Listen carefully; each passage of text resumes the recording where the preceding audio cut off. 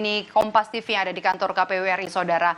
Para akademisi dan pakar hukum dari berbagai perguruan tinggi menggulirkan gerakan kampus menggugat di Universitas Gadjah Mada, Yogyakarta. Gerakan ini disuarakan untuk melawan penyalahgunaan kekuasaan yang dinilai telah melecehkan konstitusi negara demi kepentingan politik.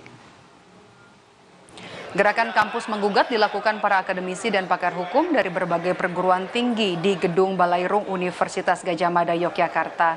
Dalam orasinya, Saudara, Wakil Rektor Universitas Gadjah Mada, Yogyakarta, Ari Sujito menyebut penyelewengan konstitusi yang terlembaga saat ini tidak akan dibiarkan oleh masyarakat sipil bersama kalangan kampus.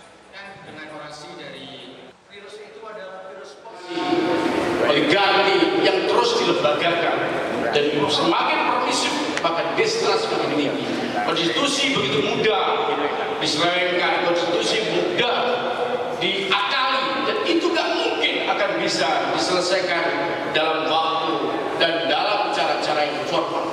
Butuhkan kerja-kerja kolektif, tentu saja masyarakat sipil tertangkap untuk itu. Perguruan tinggi, kampus, mahasiswa yang di dalamnya para dosen dengan intelektualitas yang